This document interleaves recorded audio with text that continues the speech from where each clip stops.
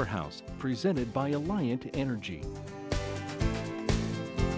Alliant Energy, we're on for you.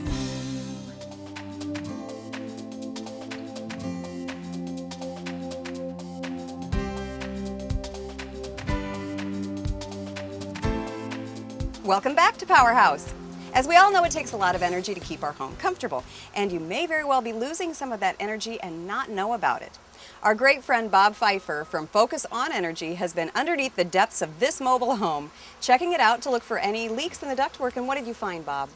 So far, so good. Really haven't seen a lot. I've crawled from one end to the other, looking at the road barrier, and then actually feeling the ductwork, and just looking for any large leaks. Sometimes there'll be disconnects at the slip joints. There may be maintenance that happened at one time, and I want to be able to seal those large holes up first.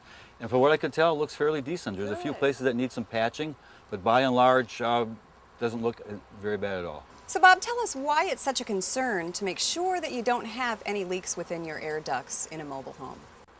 As with any duct system, the conditioned air travels through those ducts, and that's much greater temperature than the outdoors.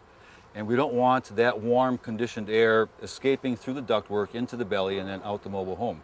There's a minimum amount of insulation that's there above the road barrier, and that's our weakest point of insulation. So it's really important that the air stays in the ductwork. That goes for the same in summertime as well.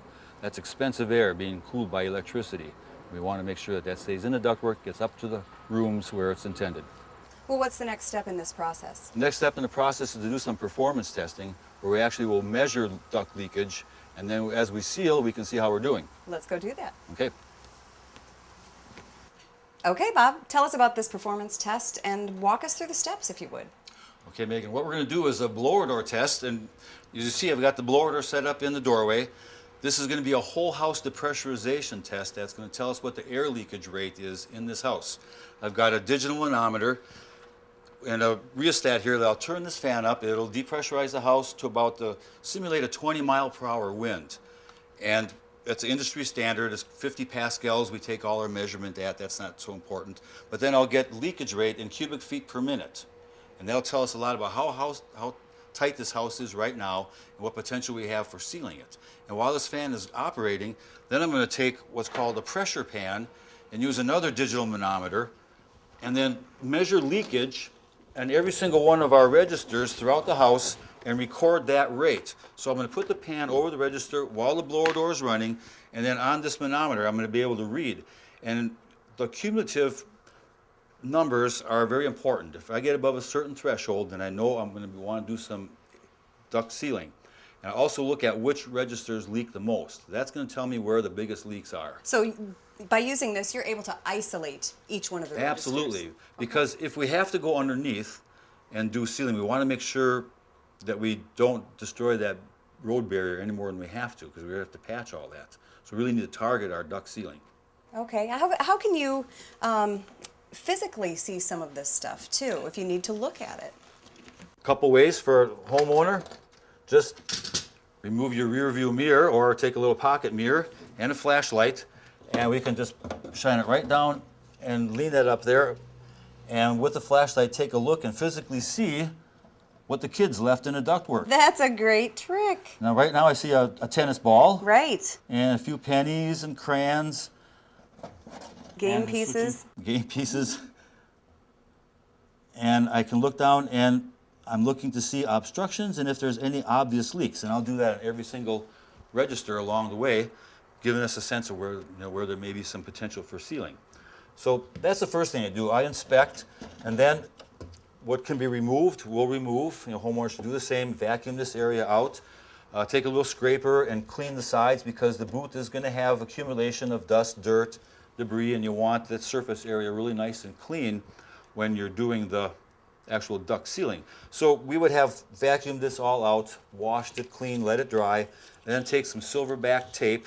It's aluminum foil tape. It's very sticky and works real well. I recommend this over duct tape. And you can find this in a hardware store? You can find this in most all hardware stores, right. And then we're just taking off pieces and starting by covering up those junctions where the boot meets the trunk. And we're going to add a couple, 3 layers on that, just so we make sure that it's good and tightly sealed. And You can see I'm not doing the perfect job here, but you get the idea that we're Right. going in there, Tight. pressing it real tight.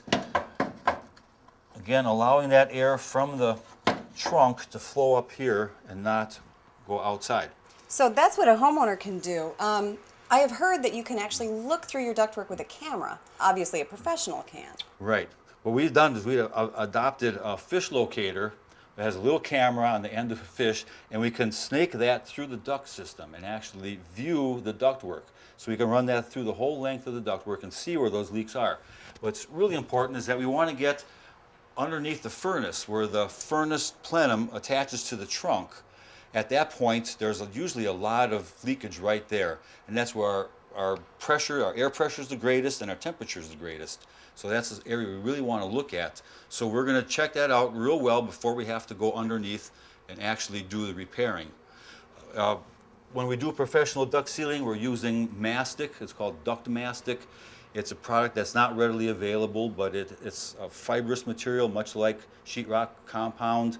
It applies really easily. You just put a glove on, and then you put that over all these areas where we have taped, and then you embed a mesh tape in there. And that gives you the durability so that this installation will last 5, 10, 15 years. All right. So let's say we get all of our ducts finally sealed and they're where they should be. What kind of savings can a homeowner expect? Well, Megan, every situation is different, and as you see, we don't really know how much leakage is taking place until we actually do the testing. So it can be from negligible to maybe 20%. But we'll always see comfort, and we'll always know that the system is working the way it's designed. And that's real important. So we're always going to be picking up something.